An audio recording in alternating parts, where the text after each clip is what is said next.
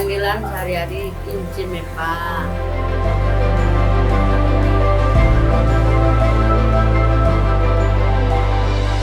Sebelum dibuat kerupuk ko, dikubak lah kulitnya dulu, baru dirandang untuk kasih pasir.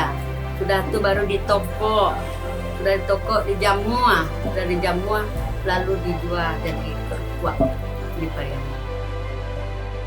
Ambo bau sao, bagu aku sejak mula gadis.